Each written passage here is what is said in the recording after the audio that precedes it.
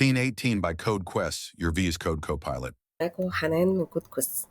احنا طبعا كنا نزلنا من كام يوم كويست جديد، ان احنا عايزين نحسن في الكونتكست برومبتس بتاع سين 18. خلينا نرجع خطوة كده للناس اللي مش عارفة مين سين 18. سين 18 هو عبارة عن كودينج ايجنت عملناه في كود كويست بيلد على اوبن سورس تكنولوجي. هو بيساعدك هو يعني اكستنشن بتعمل له سيت اب، بيبتدي يساعدك في الكودينج. زي طبعا معظم الناس هتكون عارفه كرسر وعارفه جيت هاب كوبايلوت، نفس الحاجه بالظبط، بس دي حاجه بيلدد باي كود كويست. دلوقتي احنا نزلنا كويست ان احنا عايزين نحسن حاجات في سين 18. طب انا لو انا عايز ابتدي، المفروض ابتدي ازاي او اعمل ايه؟ وهل انا المفروض اكون اي انجينير ولا ما اكونش اي انجينير؟ هل يعني خلينا نجاوب على شويه اسئله كده ممكن تكون بتدور في ذهن كل الناس. اول سؤال، عشان نعرف نجاوب الاسئله دي واحده واحده، خلينا نفهم بالراحه كده الاركتكتشر اساسا، او يعني ايه كونسبشوال كده، دياجرام بيشرح هو اصلا سين 18 بيتعامل ازاي. بيوري سبيشال يعني الحته اللي احنا بنحاول ايه ان احنا عايزين نحسن. الاول حاجه الديفلوبر بيبتدي ستارت تاسك، او يستارت ان هو يتشات مع سين 18 ويطلب منه اي حاجه، اللي هو انا عايزه اعمل الفانكشن دي، انا عايزه اعمل الابلكيشن ده، او ايا كان الريكوست. وبعدين سين 18 الكود بيبتدي يعمل ايه؟ بيبتدي يلود في برومبت اوريدي موجوده في السيستم، انستراكشنز دايما بتتنفذ على اي تاسك اليوزر بيعملها، وفي الكونتكست اوريدي بتاع اللي حاصل دلوقتي. يعني احنا دلوقتي اليوزر طلب تاسك، هو فاتح انهي تاب، الانفايرمنت اللي هو شغال عليها، البروجكت اللي هو شغال عليه، وهكذا. وبيبتدي الاثنين دول يتجمعوا، ويبتدي طبعا كل موديل بيكلمه سين 18 ليه طبعا ويندو كونتكست معين. يعني انا اقدر ابعت له توكنز معين، عدد توكن معين، مش هقدر ابعت، ممكن مش كل موديل اقدر ابعت له الاف او ملايين المسج فيها توكنز كتير، هي ليها ليميتس يعني. فبيبتدي الكود يترانكيت بيست على الموديل اللي هو بيكلمه، ويبعت له المسج على قد التوكنز اللي هو يقدر ياخدها.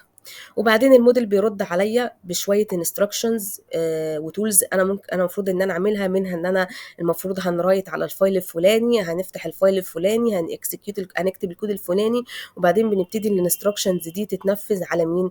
على الفيجوال نفسه. ده كده ببساطة ازاي السين 18 بيشتغل. طب ليه في كذا موديل؟ عشان سين 18 في، يعني خليني اوريكم كده، ده كده سين 18 ده الاكستنشن بتاعنا.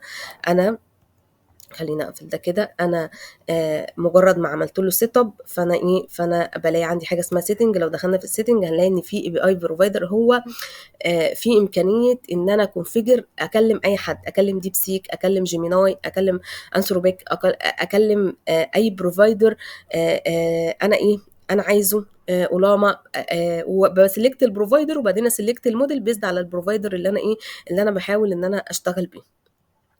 طب ده كده يعني ايه ببساطة بس البداية عشان نفهم ايه التاسك اللي احنا عايزين نعملها. طب ايه التاسك بقى يا حنان اللي احنا عايزين نعملها؟ احنا عايزين دلوقتي السين 18 عايزين نخليه يوبتمايز الطريقة اللي بيتكلم بيها كل موديل. يعني انا المفروض الطريقة اللي بكلم بيها اوبن جي بي تي مثلا غير الطريقه اللي انا المفروض اكلم بيها جيميناي، غير يعني الكونتكست برومبت بيختلف في كل واحده، يعني في كل واحده ليها فورمولا برومبت مخصوصه بيها. فدي الحته اللي احنا عايزين نعمل لها اوبتمايزيشن. انا عايزه لما يختار موديل او بروفايدر، يعني هتلاقي كل بروفايدر ليه طريقه احسن، ليه طريقه يعني هو عامل لنفسه طريقه بيقول ان الطريقه دي افكتيف لو هتكلمني بيها. كبرومبت يعني او ككونتكست يعني حوالين التاسك اللي اوريدي هو طالبها.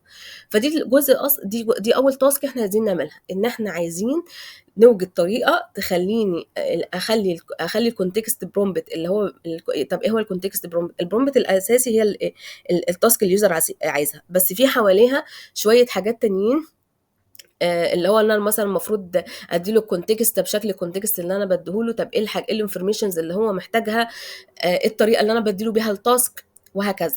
فاحنا عايزين نوجد طريقه تخليني اكلم كل موديل باحسن طريقه ممكنه هو عايزها. وعشان كده احنا جينا هنا كده في الكويست نفسه.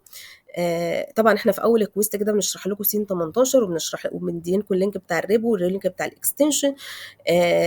ابتدينا هنا نحط لكم ايه، نحط لكم كل دي اهم البروفايدرز اللي احنا شايفين ان هي، او المودلز يعني اللي احنا شايفين ان هي مهمه، وعايزين ان احنا نحاول ايه نسبورتها باحسن طريقه. فتلاقون ان انا حاطين يعني دوكيومنتيشن لكل بروفايدر، ايه احسن طريقه ممكن ايه تسيت اب البرومبت او تكلموا بيها يعني. دي اول حاجه احنا محتاجين نحسنها.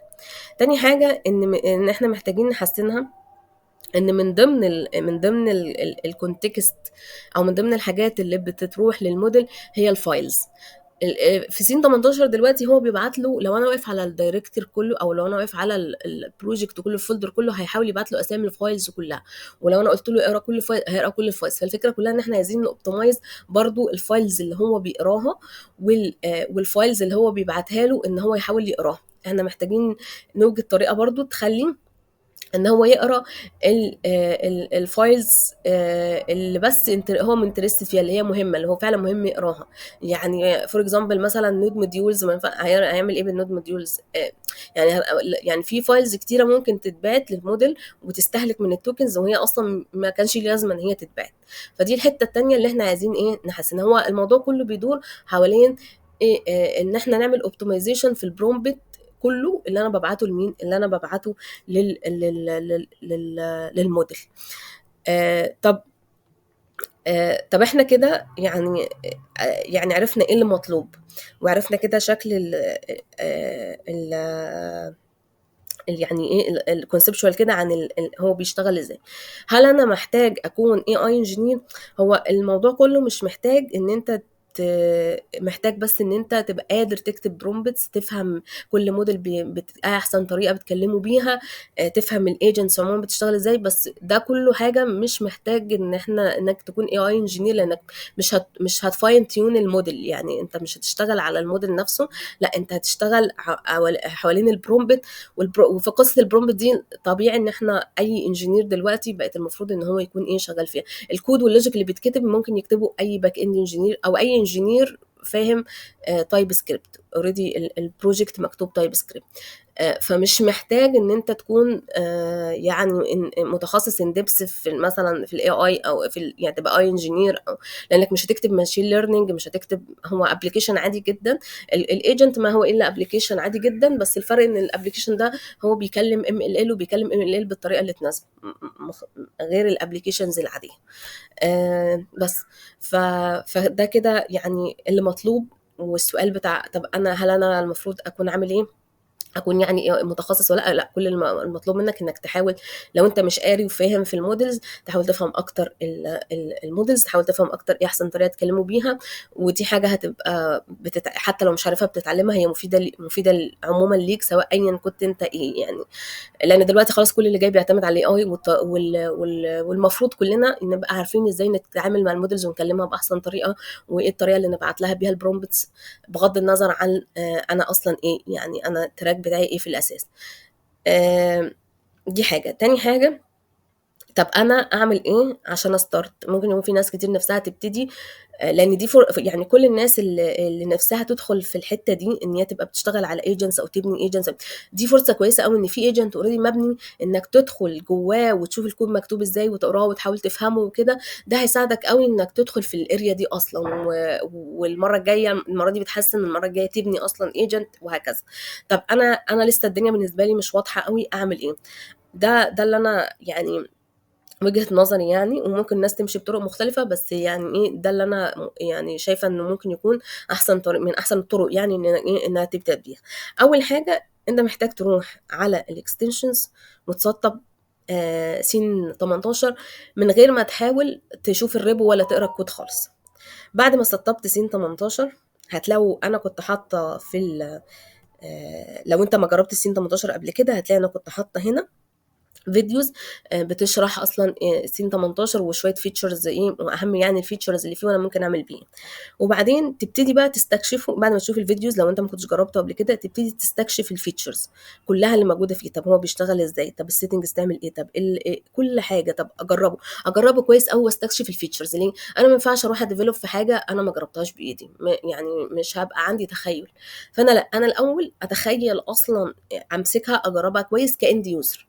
فلما اجربها كويس كاند يوزر يبقى عندي ايه، يبقى عندي كده ايه جادجمنت، يعني اقدر اجادج عليها، يعني اقدر احكم عليها، اقول دي حلوه دي وحشه دي مش عارفه ايه، فعلا البرومبت شكله بيتعمل ازاي ومش عارفه ايه. خصوصا مثلا ان انا ايه، لو انا خلينا نشوف كده ده الهيستوري.